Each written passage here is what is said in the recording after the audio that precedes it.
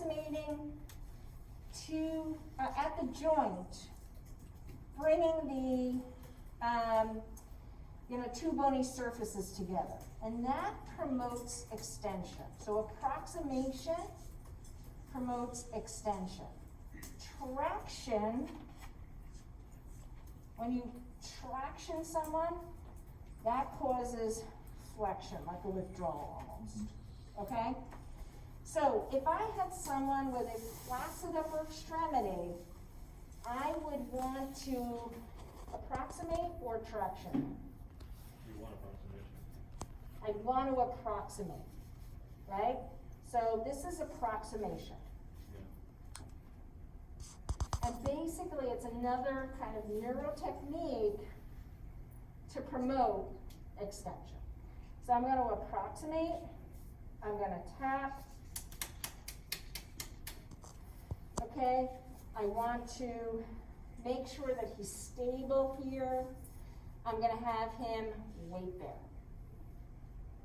Okay, you see how I'm protecting his shoulder? Okay, because I'm really scared of subluxation. And this is the affected side, right? This is the affected side. This is the flaccid side. Right. Okay, so I'm having him weight bear. I'm just kind of gently moving him. Okay, tapping his extensors. Approximating at the shoulder. Could try a little elbow approximation. Okay? As opposed to, if I wanted to facilitate flexion, I could distract. But I would never do that with a flaccid upper extremity. Why not? Because I'm going to pull your All right. right out. So when would be an applicable situation? I mean, maybe, Excellent. I don't know how they would use it, but. Already have flexion. Yeah, maybe when you're trying to get a little bit more flexion for some reason, you can use it. But more often I'll use weight bearing, approximation, tap. Okay? Yes. So you, on the last phase is weight bearing after you do the tapping and the approximation, and then you weight bear? I'm doing everything kind of together. All together, right? okay. And then there's a reflex, a primitive reflex called ATNR. We'll do that when we talk about pediatrics. ATNR, asymmetrical tonic neck, is something that babies have. So when you go home and you look at your little kids' pictures or your nieces and nephews, and you see them probably 0 to 4, when they turn their head to one side, the jaw side extends and the skull side flexes. We call it the fencing position.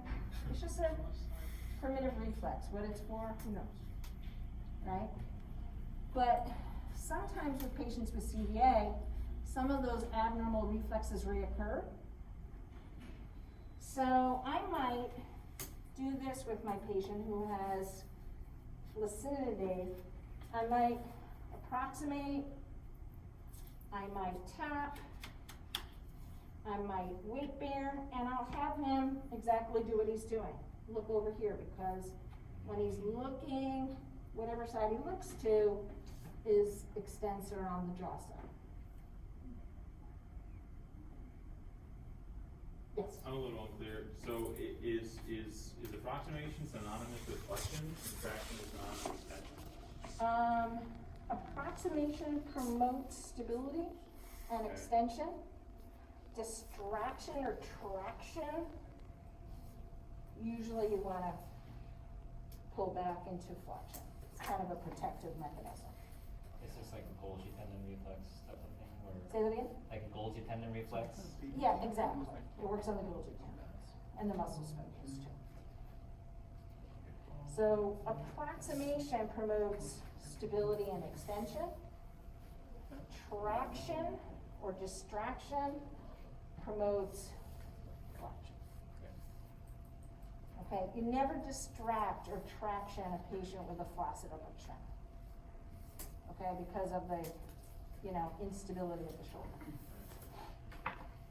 It's really that, like, if their rotator cuff is not firing, it's like you can do it almost accidentally. Yeah. That's wild.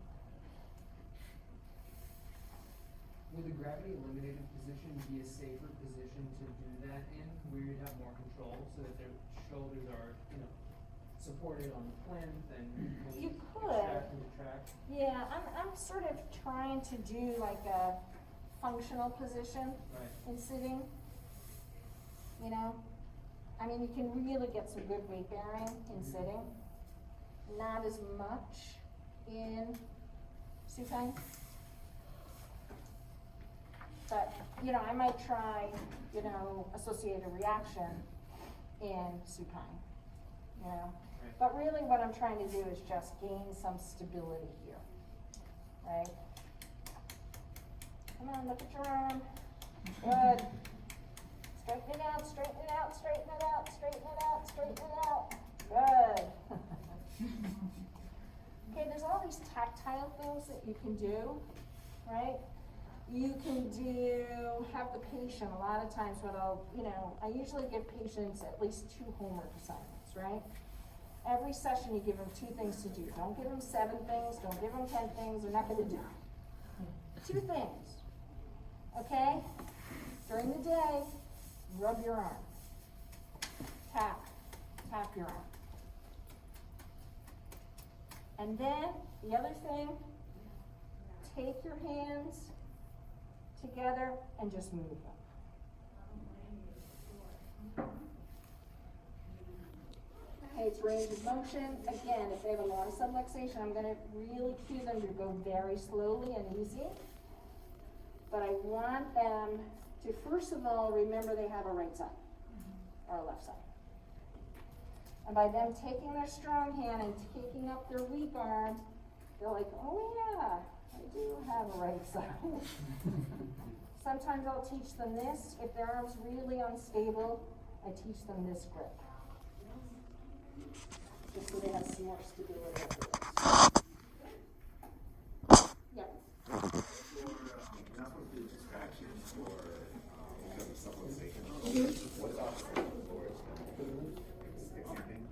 Yeah, and what works really well is just simple standing up, right?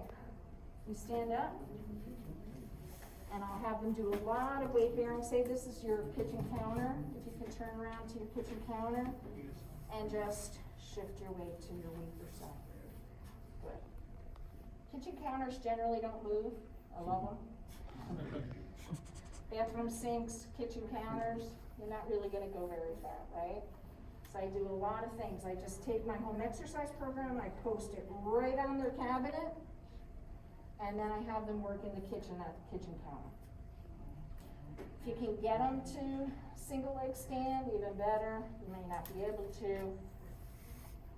But just simple weight bearing to get those muscles aware and get them to try to fire is really helpful. But you can do approximation at the hip and the knee if you